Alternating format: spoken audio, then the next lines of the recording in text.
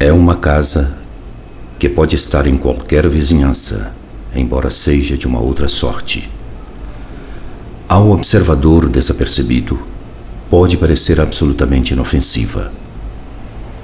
Mas no ar de lá de dentro, paira uma outra atmosfera, onde medram os cogumelos e as fantasias, aonde tudo observa ao redor. A casa. E num belo dia, por entre a placidez, o silêncio e os sussurros da floresta, pode-se surpreender ao se ver um talho de sangue jorrando da casa, como uma ferida aberta, umas rosas desabrochadas de uma remota primavera.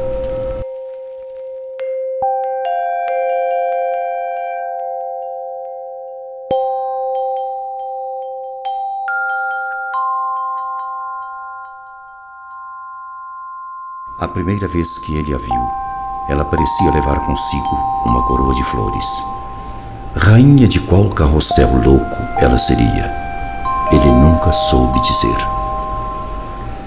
A primeira vez que ela o viu, ele lhe pareceu um mágico de um precário faz-de-conta, com uma cartola furada, umas pombas que assustavam as crianças e um silêncio largo do qual ela não sabia que coelhos ele ia tirar. Mas lá estavam os dois no jardim, na floresta, se amando entre beijos, carícias e abraços. E que bom seria se a vida inteira fosse assim. Ele a declamar seus sortilégios, ela no seu girar perpétuo, com girassóis nos cabelos e a vertigem do vento em sua face. A floresta como testemunha, flagrando aquela paixão desabrida. Uns arrepios subindo pelos troncos, terminando os galhos. O mágico de faz de conta e a rainha do carrossel. Um feito ao outro, no seu refúgio na floresta. E chegando o frio, ele poderia dizer: vamos entrar na casa que eu achei, entre as árvores, minha descoberta. E ela diria que sim, numa certeza receosa, mas curiosa de saber que outra mágica ele lhe havia reservado. E eles iriam se confundir com as árvores, se deparar com aquela construção. Aquela árvore ao lado e ao mesmo tempo dentro, como que trespassando a casa. Aquela casa branca ligada à árvore, como um fruto enorme e tardio. Ela em cima, ele diria, lhe mostrando a escada, e os dois andariam com passos remedidos, como se ainda andassem pelo bosque, mal sabendo que aquela casa ainda era o bosque, a casa ainda era a árvore. Seus galhos se ramificam por dentro daquelas paredes. Estavam cheios de seiva aqueles canos. O oco do relógio estragado estava repleto de pardais. E eles iam subindo a escada por entre a atmosfera úmida da casa, como que sob uma chuva de gotas diáfanas, e uns olhos verdes pela casa a observá-los. Os olhos da árvore que habitava todos os quartos. Quem era aquele visitante indesejado que o menino trazia? Quem era aquela que não havia sido acolhida por seus galhos? Mas os dois apaixonados, com tempo, um apenas para os olhos do outro, nada viam, nada falavam. Meu amor, se eu pudesse te dizer, mas os olhares e as bocas se calavam, com medo de, ao abri-los, ao invés do poema, uma fraqueza, um receio fosse libertado. Então ele viria com a feliz solução: tape os olhos, mas não com uma mentira, com as mãos. Farei uma mágica para ti, minha doce plateia, confia e verá. E ela se ri, olhando incrédula para o seu mágico, sem saber ou poder dizer que o mundo era ele, e era ele ali, e não suas mágicas que ela queria. Mas ao fim, aceitando, encerrando-se numa escuridão enquanto sorria, enquanto ele já ia se afastando, achando seu esconderijo, até se trancar numa outra escuridão. E o que é que se guarda no escuro? Por certo, não é a solidão, pois o menino estava sempre acompanhado. Uma presença seguindo seus passos, como uma erva daninha a tapar a luz.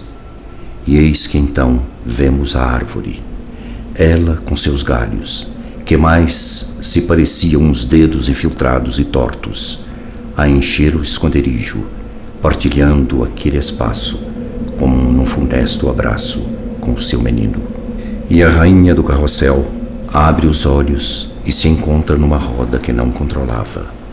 Que susto inflamado, que aflição devoradora! E ela se perguntando: onde o meu mágico? Onde eu na floresta? Onde o menino?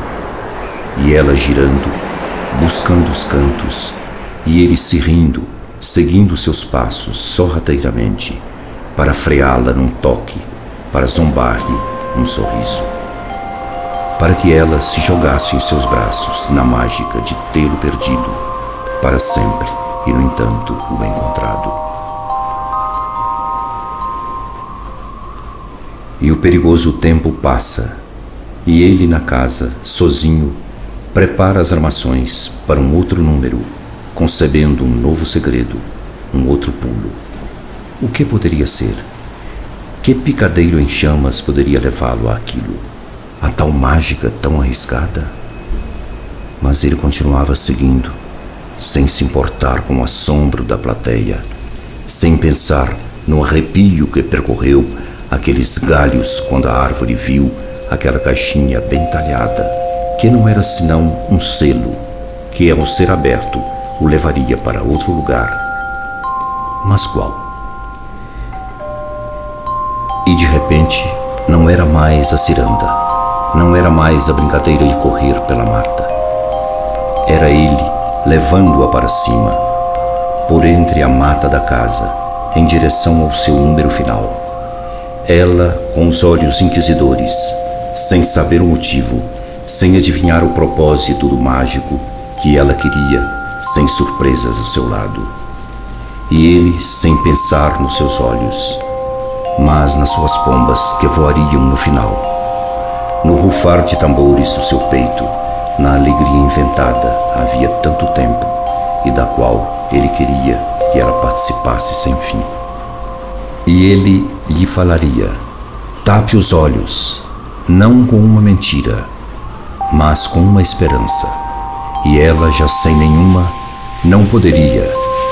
Ele lhe pediria, como um último favor, lhe suplicaria, e, vencida, ela lhe permitiria as duas mãos sobre a face, abertas e suspensas, como o início de um adeus.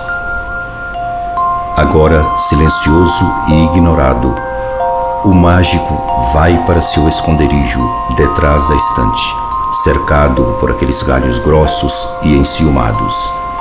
E o que sobra por um instante é a imagem verdadeira daquela casa, aquelas mulheres de olhos fechados, padecendo dos grandes medos, cada uma do seu lado, perdidas na escuridão e no desconhecido. Logo, a ansiedade não permite nem mais um fôlego, e elas abrem os olhos. A menina descobre, na sala vazia, a estante mal colocada. A árvore descobre o menino e sua caixinha sendo aberta, revelando um anel, revelando uma fuga e um destino. E, tomada pela cólera, a árvore encontra a fresta que dava para a sala, e por detrás dela, os olhos terríveis da outra rainha. E a menina ia procurando por entre os livros o seu mágico, porém só encontrava as outras histórias. Alguma ausência e a madeira do fundo da estante, enquanto a árvore já trabalhava em segredo, maquinando. Não tinha mais galhos, mas garras, que se aproximavam temerárias do menino. E ela presenciando aquilo da estante, uns olhos enormes. Quanto engano, quanto extravio, quanto desatino.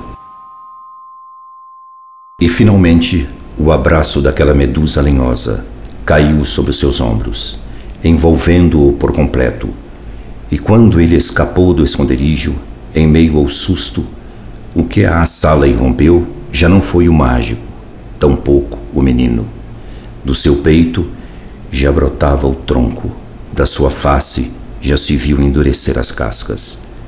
E a garota se afastou num terror daquele monstro, chegando à beira do precipício da sacada. Mas não é isso. Faça atenção. Olhe com cuidado e por entre a folhagem seca que já lhe crescia pelos dedos nodosos, a garota viu o anel. E naquele momento, a mágica feita e desfeita, o menino encontrado e perdido e o amor sendo.